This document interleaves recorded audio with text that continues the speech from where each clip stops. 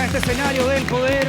Bienvenidos a Stock Disponible, bienvenidos a Vía X, analizando, por supuesto, la contingencia que se está viviendo, este fenómeno social que ya, lo decía Gabriel Salazar la semana pasada, ya es histórico, ya va a marcar el siglo XXI en nuestra historia. Y para analizarlo, tenemos en el estudio al senador Alejandro Guillermo Quinquí. Un aplauso grande, senador. Gracias, Fred. Además, una persona clave también, ¿ah?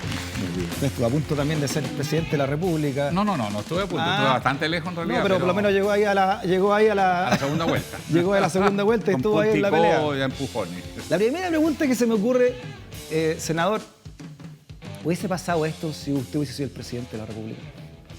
No, uno no puede saber exactamente. Yo creo que el nivel de rabia y frustración lo habíamos detectado. ¿Ya? Me carga ser autorreferido, pero nosotros hicimos una campaña que decía el gobierno ciudadano. En Chile el problema principal que tenemos es que el poder está en las élites y que se ha ido generando lo que Vilfredo Pareto, un sociólogo italiano, hablaba, la circulación de las élites. Está lo mismo si izquierda, derecha, centro. Hay una cierta manera de gobernar el país a partir de la transición a la democracia en el año 90, después del plebiscito, donde un grupo tomó el poder y gobernó en nombre de Chile, pero con la gente en la casa. Se les dijo, esto es tan delicado, es tan difícil, váyanse a la casa. La única de las cocinas nace ahí, ¿no? Y surgió la cocina política, efectivamente. Claro. Esta relación entre el Ejecutivo, el Legislativo y los grupos de poder económico que empezaron a negociar entre ellos qué reforma eran posibles, qué es lo que no era posible. Eso pasó, sin ninguna duda. Entonces, salvo las organizaciones de derechos humanos, que se mantuvieron fuera de esto, que no permitieron que lo silenciaran, ellos siguieron adelante y por eso que han sido un movimiento permanente hasta ahora y lograron lo que lograron, porque yo recuerdo haber sido testigo como periodista cuando notados dirigentes políticos decían entre ellos, ya se condenó a Contreras, con esto se cerró el capítulo de los derechos humanos. Políticos de la Concertación. Sí, éramos, en esa época era el gobierno, yo simpatizaba pero no militaba. De hecho, nunca he tenido la virtud de poder militar en rigor en un partido.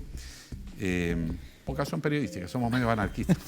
Oiga, senador, pero eso se dijo, mira, necesitamos un gobierno ciudadano, que los empresarios se metan la mano al bolsillo. Fue un escándalo cuando lo dije. Ahora lo dijo el presidente de la CPC, hay que meterse la mano al bolsillo hasta que duela. Sí. Fue necesario que la gente saliera a la calle a expresarle la indignación cuando era evidente lo que estaba pasando. Un país tremendamente desigual y que el abuso es ley de la República. Aquí se abusa con la ley en la mano, o sea, no es que sea ilegal. Cuando te cobran lo que te cobran las farmacias, cuando te cobran por tu plata, tú ahorras, te obligan a ahorrar, te meten tu plata a la AFP se la entrega a los bancos para hacer operaciones financieras, anda a pedir un crédito. ¿Cuál es la culpa que debiera hacer la concertación? Digo, no la nueva mayoría, la concertación en este estallido social. Primero que se acostumbró a una manera de ejercer el poder muy cerrada. Nosotros tenemos que volver a la gente, el gobierno ciudadano. Y la tarea que hoy tiene la oposición y los partidos progresistas es irse a la ciudadanía a escuchar. Todos estos cabildos que están surgiendo, la mayoría espontáneo, mejor todavía, ir a escuchar a la gente y canalizar esa inquietud a través de las reformas. Perfecto. Que son muy profundas en distintos ámbitos, pero que no nos dejen despreciar. El único mea culpa pasa de usted quedaría por es que una se reforma mucho. A la Constitución. Necesitamos una nueva Constitución porque la gente tiene que entender, porque la derecha siempre dice, no, si la gente lo que está preocupada es del empleo. Claro, todos nos preocupamos primero del empleo del día, pero no significa que el ciudadano no tiene conciencia que en una Constitución que no te reconoce derechos a la educación, a la salud, no, se logra en el mercado. Eso es lo que tiene la Constitución. Y el Estado está paralizado porque el Estado nuestro es un Estado subsidiario de las empresas, del sector económico. Perfecto. No tiene capacidad de proteger al ciudadano. Y ojo, no debiliten más al Congreso. Otro de los problemas en Chile del poder es que el presidencialismo es tremendamente fuerte. Y nosotros eso no lo cambiamos, y el Congreso es extremadamente débil. Los parlamentarios no podemos presentar un proyecto de ley que involucre gasto. Entonces estamos determinados a solamente algunas reformas. Sin embargo, una reforma a la Constitución no tenemos que esperar al presidente, que no lo va a hacer. Perfecto. Nosotros tenemos que tomar la iniciativa. Sí. Esa es nuestra tarea hoy. Desbordar a un presidente paralizado y el Congreso ir a la ciudadanía, escuchar y comprometerse y canalizar el descontento a través de las reformas que quiere. Eso que no hicimos, y que esa es mi gran crítica, lo tenemos que hacer ahora. ¿Por qué no lo hizo? estuvieron 24 años en el gobierno, la llamada centroizquierda, no sé. Mira, no sabría decirte, porque yo en esa época estaba en las trincheras del periodismo, Por eso, pero yo miraba tiene una mirada también de y afuera veía que se generó una especie de consenso tácito, ¿no? Ya. De ciertas reformas para combatir la pobreza. Recuérdense que el año 90 teníamos 40% de pobreza, como lo que tiene Argentina hoy día. Y eso se superó. Y además se tuvo cierto éxito en la modernización de la infraestructura, porque también ha habido logros, no podemos negarlo. Además, Chile consolidó una cierta economía más o menos competitiva en algunas áreas, pero yo creo que esa transición se agotó el año 2000. O sea, duró 10 años ese ciclo virtuoso. Ya la crisis que hubo en el tequilazo, ¿no es cierto?, mexicano, nos alertó que eso no era suficiente, y de ahí ya el país fue perdiendo eso que tuvo en los 90, que fue los tigres. ¿Te acuerdas que decíamos que éramos los tigres? Linda casa en un mal barrio. Los jaguares de Latinoamérica. Los jaguares. Un chiste, pero bueno. Pero ya se puso planito el 2000 porque no se hicieron las reformas que se necesitaba para un nuevo impulso. Justo cuando entra Ricardo Lagos, el primer socialista, después del golpe. Claro, pero él se preocupó mucho de la infraestructura. Nadie puede negar cuyo lema era crecer con igualdad. Exacto, se hizo mucha reforma en infraestructura, eso fue exitoso, pero no bastaba. O sea, es un modelo que no reparte, un modelo que no hace justicia social. Usted se está poniendo muy modesto, ¿eh? Porque su programa de gobierno y el discurso que hizo cuando ganó Sebastián Piñera fue muy decidor de lo que está ocurriendo hoy. Por eso yo me atrevería a preguntarle si usted cree que con usted como presidente este estallido se hubiese producido. No, por varias razones. Primero, estábamos conscientes que había que abrir el espacio político a la participación de la ciudadanía, con incluso mecanismos de consulta plebiscitaria. Si el gobierno y oposición no se ponen de acuerdo, se consulta al pueblo.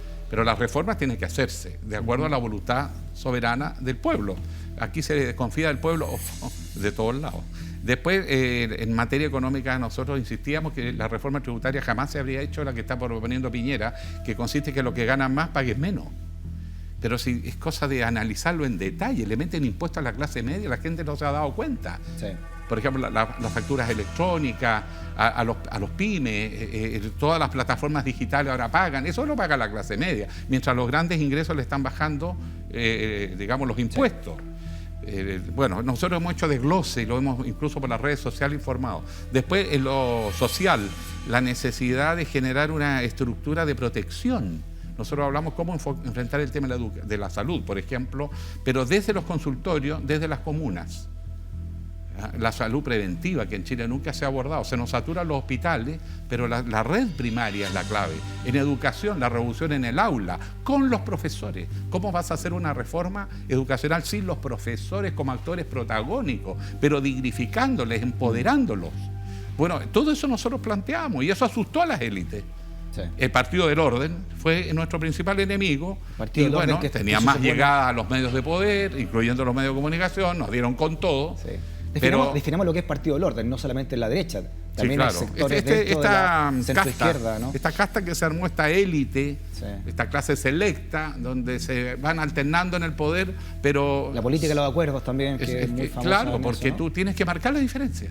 Por ejemplo, hoy día nosotros somos oposición, tiene que sentirse que somos oposición. Nosotros tenemos que encarnar por esencia la voz de la calle, si no, no tiene sentido. Ahora, hemos cometido errores, yo también, ¿eh?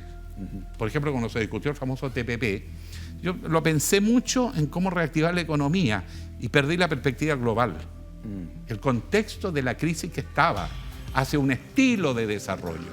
Felizmente eso murió, pero que la gente lo sepa, ¿eh? Entre paréntesis, en el Congreso nadie está disponible hoy día a sacar un TPP. Sería ir contra todo lo que la gente está planteando en la calle porque quiere reformas estructurales y no mejoras. Lo otro que no se vería bien ahora, ¿no? Ya se veía mal, pero ahora sería peor, es que la democracia cristiana apoyara la reforma tributaria del gobierno como lo estaba haciendo antes de este estallido, ¿no? La reintegración. Porque yo creo que el país cambió. Primero, yo quiero decir que soy un gran optimista. Por cierto, yo lamento y me duele, y con mi señora miramos las noticias, porque vivimos ya solos, nuestros hijos son mayores, y te duele hasta las lágrimas todo lo que está pasando con la represión. Pero también cómo vive la familia de los carabineros, y estos son climas que terminan escapando. Pero quiero decirte, esto que está pasando es una señal de esperanza, es un país que despertó. Este Chile ya no es el mismo. Hay una famosa novela, Los 10 días que cambiaron, estremecieron al mundo, de John Reed, ¿se acuerdan? Un periodista norteamericano que va a la Rusia en plena revolución de guerra civil del 17, sí, de 1917. Yo creo que Chile en estas 2 semanas cambió. Este es otro Chile. Y se equivoca el presidente de querer tapar esto y conformar a la gente con reformitas chicas y repartir más bonos. Eso no le va a funcionar. El país quiere reformas estructurales. Y si nosotros, oposición, no lo asumimos, nos vamos a ir a la misma caída por ser incapaces de entender el momento que estamos viviendo. Se ha dado muchas veces por terminar la transición. Yo creo que ahora realmente este sí que el fin de la transición, ¿no? Y necesitamos del país que se venía... Y una cosa, no necesitamos una nueva constitución que consagre un Estado de Derecho. Ayer aprobamos un proyecto bien ahí de virucho sobre los derechos del niño. Sí, claro. Pero es que eso es el derecho a las personas de tercera edad a una pensión digna. ¿Por qué? Porque junto con los derechos tú empoderas el Estado. Entonces el Estado que hoy día está maniatado es un Estado que tiene capacidad, vía impuesto, por cierto, saber mejorar la protección de los niños, de las mujeres, de los pueblos originarios. Tenemos que hacernos cargo de la tercera edad. ¿Cómo tiene que ser hecha esa nueva constitución, de acuerdo a ustedes, senador? Tiene que ser una amplia participación ciudadana. Estos cabildos se puede organizar por cabildo. El cabildo es una institución muy bonita en la historia de Chile. Sí, duraron toda la periodo colonial. Sí. Era el único espacio de participación porque había una monarquía y un representante, el monarca. Pero en los cabildos participaba la clase de arriba, ¿no? Pero esa experiencia del gobierno locales, tenemos que empoderar los municipios y todas las participaciones. Nuestra independencia nace en un cabildo, sin ir más lejos. En efecto, el gran cabildo que se convoca en Santiago el 18 de septiembre, es un cabildo de ciudadanos. Ahora, esto existe en todo Chile, las organizaciones sociales, los COSOC, pero también están las juntas de vecinos, los centros de madre, los clubes deportivos, los clubes de adulto mayor. Chile está bastante organizado abajo, sí, y lo que necesitamos es que todo eso se empodere y se active para que surja esta expresión ciudadana y la clase política ir a escuchar. Espero que no nos echen donde vayamos. Nosotros hemos trabajado siempre así. Yo cada vez que tengo un proyecto de ley, lo que hago es recorrer el país, ir a las regiones donde se ven más afectados por un proyecto de ley y además escuchar a la gente. Y mi error cuando fue el TPP es que esa vez no escuché a la gente. O sea, está claro que la gente es más lúcida. ¿Todavía se puede echar pie atrás, dice usted, el TPP? ¿Todavía no está votado? No, eso no está aprobado. No está aprobado todavía. Y no va a pasar. Ya nadie está defendiendo hoy día el TPP. Senador, ni la derecha más recalcitrante se le ocurriría hacer algo que es tan impopular. Pero a lo que voy, y cierro, ¿usted tiene... trabajar con la ciudadanía y ser expresión de la ciudadanía para transformar ese clamor en reformas estructurales. Perfecto. Que no se equivoquen, necesita un marco de una nueva constitución, porque si no vamos a terminar con medidas cortoplacistas. Sí, a propósito de análisis, ¿no?, sobre estos hechos que están ocurriendo, y errores también propios de otros, ¿no? ¿Cuál cree usted que fue su experiencia de la candidatura presidencial? ¿Qué le dejó también ese partido del orden que usted dice que también de alguna manera remó para atrás cuando usted estaba siendo candidato dentro de su propia coalición? Bueno, de todas maneras yo quiero decir que la red de gente que trabajó en el programa nuestro. Efectivamente, cuando yo partí yo no tenía programa y nunca estuvo en planes de nadie que yo iba a ser candidato presidencial, eran otros los candidatos. Pero puesta la circunstancia que esos candidatos por distintas circunstancias no prendieron, terminé aquí metido en primera línea. Y nosotros en ese momento nos pusimos a trabajar y organizamos a lo largo de todo el país redes con la gente nuestra voluntaria, técnicos, académicos, profesionales, dirigentes sociales, gente con más, con menos educación, y empezamos a hacer un plan región por región. En una salió mejor que en otra. Notable lo que se hizo en las regiones nuevas, en la octava región, por ejemplo, esa fue una zona de mucho movimiento. Siempre Valdivia es una zona muy con tradición académica y de participación, y ahí trabajamos mucho los conceptos de una democracia renovada, participativa, pero también de una nueva economía, los nuevos motores de la economía. No podemos seguir haciendo lo mismo. Los nuevos motores de la economía, ¿cuáles son? Y muchas de esas cosas se han aplicado. Pero en lo popular, ¿no? ¿Qué pasó en lo popular? ¿Sabe por qué se lo pregunto? Porque, sí. ¿Qué pasa si se adelantan las presidenciales? ¿Qué pasa si ahora es inmanejable? Usted, por ejemplo, ¿estaría dispuesto a asumir nuevamente una candidatura que fue el último candidato del sector, al menos? Yo creo que todavía le falta madurar este proceso. Yo creo que todos los escenarios están abiertos, porque yo ya tengo la convicción a esta altura que el presidente Piñera no es parte de la solución, es parte del problema. Él es sordo, no escucha políticamente más que a él. Y de hecho, ese cambio de gabinete no tuvo ninguna trascendencia. Todos esperábamos que fuera un hito con un discurso anunciando al país sus 3, 4 compromisos y qué tareas concretas tenía cada uno de sus ministros para encauzar la inquietud ciudadana y ir a las reformas estructurales. Nada, se dedicó a explicar cuál era el currículum escolar de sus nuevos ministros, los empequeñeció. Entonces no tuvo cero efecto, no cambió nada. Entonces, ¿qué tenemos que hacer frente a este vacío de poder? El Congreso tiene que salir, los partidos tienen que salir con sus propias bases, pero también con las organizaciones que están de la sociedad civil. Hay que recoger eso y canalizarlo y traducirlo en proyectos de ley. Eso va a ir generando confianza para que estabilicemos primero la credibilidad de la clase gobernante, porque si tú llamas hoy día a elecciones, seamos honestos, yo no simbolizo todo este cambio. Al revés, para muchos chilenos yo soy parte del problema también.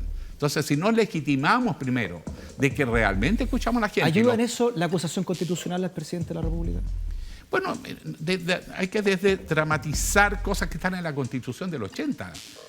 Ahí la propia Constitución, con todos sus efectos, contempla cómo se resuelven las crisis institucionales. Va de la renuncia al presidente, va desde la destitución del presidente, también va a anticipar elecciones.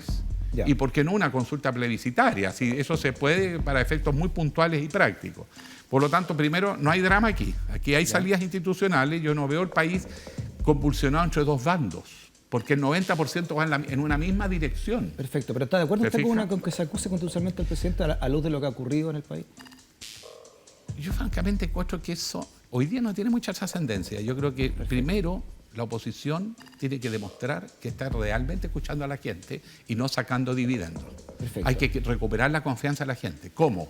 Necesitamos empezar a meter proyectos de ley. Como no lo va a hacer el gobierno, ya quedó claro, hagámoslo nosotros. La reforma de la Constitución es un proyecto de ley que podemos aprobar nosotros los congresistas, pero tenemos que convocar a la ciudadanía a través de las consultas. Segundo, rescatemos todo lo que fue la participación de la convocatoria que hizo la presidenta Bachelet. Más de 100.000 chilenos participaron activa y metódicamente con registro. También boicoteada dentro de su propio muy sector, boicoteada. ¿no? La presidenta Bachelet... Dijo Marcelo Díaz, vocero en ese momento, que estaban recibiendo fuego amigo por las reformas que estaba Sí, sin duda. La descentralización del país, que estuvo en el programa de la presidenta Bachelet y que yo defiendo arduamente, y la nueva Constitución fueron dos reformas rechazadas no solo por la derecha, también por sectores del gobierno. Y soy testigo de conversaciones con ministros de Estado que decían, Alejandro, tú sabes que yo no creo en eso. O sea, eso yo fui testigo como parlamentario. Entonces, lo que yo quiero decirles ahora, que hay que avanzar sin el presidente. El Congreso es un espacio, pero tiene que abrirse a la ciudadanía. Y aquí es muy importante que la gente se autoconvoque. No esperen que las inviten, porque el que tiene el poder no lo va a invitar. Esto tiene que surgir. ¿Sería positivo? O sea, estas manifestaciones, esta gente que sale a la calle, organícese, estructuren redes. Y esas redes nosotros las acogemos.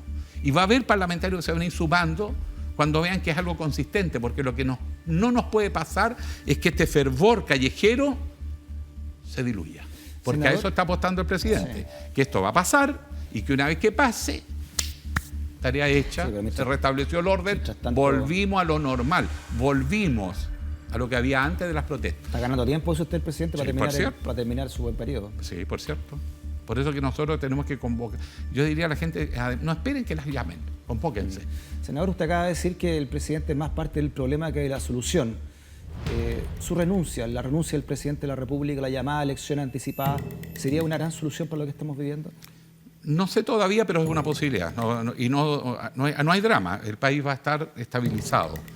Pero al presidente todavía le quedan unos minutos de juego. El tiempo yo creo que se le acabó, pero si el presidente acogiera de verdad y genuinamente la reforma, ¿qué es lo que debiera decir? Pero no lo va a hacer, ya no lo ha hecho. ¿Qué es lo que debiera decir entonces para calmar los ánimos de la ciudadanía? Dejar que por último hacer, pues si él no tiene la voluntad, ni la fuerza, ni la convicción, hágase a un lado. Pero dejar hacer es dejar de gobernar. No, pero por lo menos no sabotea al Congreso. Yo creo que el Congreso Nacional hoy día, en vez de debilitarlo más, hay que fortalecer el Congreso, porque mal que mal ahí estamos representadas las regiones. A mí me preocupa que menoscaben al Congreso. Porque pero la Cámara de Diputados, la derecha votó en contra de una comisión investigadora de derechos humanos, votó en contra de las 40 horas. Por eso digo, estallido social. Por eso digo, la gente que salió a las calles tiene que autoorganizarse. no espere que la llamen. Los actores del poder van a tratar de que esto vuelva a una normalidad que puedan controlar las estructuras tradicionales. Pero dentro de los partidos hay un remesón muy fuerte. Los partidos, incluso de derecha, están muy conmocionados con esto. Los empresarios están tocados. También, ¿no? Hay Chile que no esté, están todos divididos, pero es una división sana. Digo, izquierda y derecha están divididos, ¿no? La acusación constitucional el sector nuestro también. Y la derecha está dividida frente a un plebiscito para una nueva constitución. Hay senadores como el senador Sandón que están llamando a un plebiscito. Por supuesto, y el presidente de Renovación Nacional, Mario Desbordes. Mario Desbordes también dijo, además Chile se merece una constitución que le haga fe a lo que sienten los chilenos. ¿Por qué tenemos que estar con la constitución de un dictador? Que además no garantiza los derechos básicos de la población, que imposibilita al Estado de salir a proteger a los ciudadanos frente al abuso. ¿Usted siente que si esto son cosas muy prácticas, una nueva constitución no es una cosa teórica, abstracta, lejana. Al revés, te empodera. Un Congreso que no tiene facultades, pero donde se representan las regiones. ¿En qué otro lugar se representan las regiones si no en el Congreso? Por eso yo estoy dispuesto, por ejemplo, a aprobar que nos bajen el sueldo. Y hagamos todo un esfuerzo sincero, ¿verdad? Pero no achiquen el Congreso, potencien el Congreso. Si nos sacan senadores, mi región pierde, pues. ¿Cuántos diputados me van a quitar? ¿Cuántos senadores? ¿Y quién va a hablar por Antofagasta? Que es la región de Chile que más le aporta al PIB nacional y es donde tenemos los peores problemas. 8 veces más cáncer que Santiago y que el promedio nacional. La calidad de la vivienda en el norte. No hay médicos especialistas. Si no es por los médicos extranjeros, no tendríamos atención. Tendríamos que venir todos en avión a Santiago, en bus, a operarnos, porque allá no se podría hacer. Senador, me gustaría terminar esta conversación con un mensaje suyo, ¿no?, a esa Cámara, a la Cámara 3, al presidente de la República. ¿Qué le diría usted en este momento a Sebastián Piñera? Presidente, no gane tiempo. Esto ya es un cambio definitivo. La gente ya se cansó. Si usted no es capaz de liderar al país con sinceridad, con honestidad y con generosidad a las reformas estructurales que el país le está pidiendo, hágase a un lado. Y deje que otros tomen la conducción de este proceso. En su propio sector ya hay empresarios, hay dirigentes políticos, hay intelectuales que también han entendido que esto cambió. La sordera no le ayuda a Chile. El creer que aquí hay que ganar tiempo para que todo vuelva a la normalidad antes de toda esta movilización va a destruir a Chile. Por lo tanto, necesitamos que quienes gobiernan tengan la sinceridad de escuchar de verdad a los chilenos. ¿Podemos expiar nuestras culpas? Porque siempre hay una oportunidad en la historia. Esto es una oportunidad para toda una generación que se entusiasmó con el poder y los beneficios del poder. Y yo soy parte de eso. Tenemos que recuperar la confianza yendo a la ciudadanía, abriendo los espacios, generando un poder constituyente ciudadano a través de múltiples formas, y eso traducirlo a un proyecto de constitución, porque si no cambiamos la constitución, todo sigue igual. Va a ser un veranito, van a haber más bonos, van a haber subsidios, algo van a tirar unos milloncitos para allá. Pero yo quiero decirle al país que no se equivoquen. Todo el paquete social anunciado por el gobierno, la mayor parte ya está anunciado. Pero todo eso cuesta, según el gobierno, 1.200 millones de dólares. Bueno, el año pasado la banca ganó 3.500 millones. No me vengan a vender cuentos a mí ni a nadie. Este país quiere cambios de verdad y una clase dirigente que de verdad la represente e impulse los cambios. Y el que no está de acuerdo, ok, pero que a su lado. Muy bien. ¿Claro? Sí, muy bien. Y eso incluye a nosotros. Si no estamos a la altura, también tenemos que irnos. Se decía que con usted llegaba a Chilezuela, senador, ¿no? De la campaña en contra que tuvo, de redes, en fin, ¿no? En su campaña. ¿Qué le parece lo que está ocurriendo a la luz de que se dijo que llegaba a Chilezuela? Bueno, son campañas electorales y esta campaña debutó un nuevo fenómeno que se llama las noticias falsas. Por ejemplo, siempre que yo hablaba, me llegaban saludos de Venezuela de Maduro. Y después resulta que entre quienes redactaban esos documentos apareció quien después fue canciller, que después se arrepintió. Tuvo la caballerosidad de arrepentirse, pero ellos inventaban todos estos mensajes para tirarlo por las redes sociales. Sí, claro. Pero hizo el mea culpa. Yo valoro cuando alguien reconoce que se equivoca. Y empezaron a surgir, incluso más. Por ejemplo, yo siempre que hablo, automáticamente en 30 segundos se activan redes completas de mensajes en contra, pero que están grabados, que se gatillan. Las redes sociales hoy día están muy intervenidas por quienes manipulan esto. Sí, los bots también. Pero por supuesto, porque además se ha producido un fenómeno y que la gente se cuide. Cuando usted va a una farmacia, cuando usted va al supermercado, siempre le piden el Root. Por lo tanto, saben todo lo que usted compra, lo que usted consume, si tiene enfermedades, si no tiene enfermedades, qué enfermedad. Y a esa información que usted entrega le dan un bono, se la compran, le hacen una rebaja. Por lo tanto, de alguna manera es un negocio. Y esa información, después los especialistas la usan y la pueden desmenuzar hasta llegar al individuo. Cortito, senador, no se nos pasó el tiempo, pero que después vamos a conversar con Federico Llanón, director del Mostrador. Usted como periodista y trabajó mucho en televisión abierta, el rol puntual de la televisión abierta en este conflicto, ¿cómo lo calificaría usted? Bueno, yo quiero señalar primero que la televisión es clave, que muestre siempre toda la verdad. La movilización, la violencia, pero también la represión, porque eso hace factor de contención, porque cuando el uniformado que está con la luma en la mano sabe que va a quedar impune, puede hasta violar como hay denuncia, en este caso al que está manifestándose, porque no hay nadie que fiscalice en terreno, entonces hay impunidad. Pero si los medios están activos, mostrando todo, ellos saben que están fiscalizados en el uso de la fuerza. Y eso falló. Quiero ser bien sincero, falló.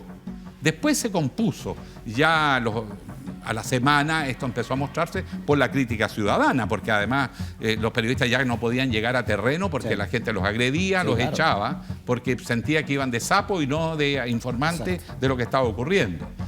Yo creo que ha habido una rectificación y la valoro, pero nos mostró otro punto. No es solo la crisis de la clase política, no es solo la crisis de la clase económica. También hay muchas instituciones que entraron y tener que recuperar el sentido de lo público de la televisión. Perfecto. ¿El primer mandatario tiene responsabilidad en casos de derechos humanos? ¿Viene la comisión? Cuando el ministro del Interior va al Congreso y dice que él no tiene ninguna responsabilidad política, yo tengo dos lecturas. Miente. O dos, él no está tomando las decisiones y está molesto. El problema que aquí se produjo es que no sabíamos si el que estaba tomando la decisión era el presidente o el general que había sido nombrado en la zona de emergencia. Pero resulta que cuando se para el presidente y dice que en Chile hay una guerra con un enemigo poderoso dispuesto a todo, y yo dije aquí salen los militares en escenario de guerra y va a morir mucha gente, felizmente el general al lado, Iturriaga, tiene los cojones para decirle al país, yo estoy feliz, yo no estoy en guerra con nadie, y desactivó lo que podía ser una bomba. Y nunca más apareció en la tele. Y es uno de los desaparecidos del momento. Desapareció en acción, pero quiero rendirle homenaje porque si no hubiese sido por él y la capacidad de enfrentar la situación, habría muchos más muertos hoy día. Por eso le pregunto derechamente, ¿no? ¿El presidente o el primer mandatario tiene responsabilidad en caso de violaciones de derechos humanos? Por cierto, todas las autoridades, el presidente, el ministro del Interior, el subsecretario del Interior, pues ellos son los que disponen. Porque también aquí es re fácil tirar a los militares y a los carabineros a la calle y después lavarse las manitos y que metan preso al carabinero o metan preso al militar. Eso ya se hizo en Chile. Entonces, yo espero que hayan aprendido la lección porque hay algunos que se están exponiendo y se están regalando. Un aplauso para el senador Alejandro Guillermo. Gracias, senadora. Que esté muy bien. Harto trabajo por delante, ¿ah? Lindos días. Esto es una primavera para Chile y una gran oportunidad. No estén asustados, cuiden a sus hijos. No caigamos en la violencia, no es necesario. El tema está instalado, reorganicémonos, que la ciudadanía ejerza su poder ahora en forma más estructurada, porque tenemos que recuperar las confianzas y espero que estemos a la altura. Pensemos entonces que es una oportunidad, senador. Que esté muy bien. Gracias. Muchas gracias.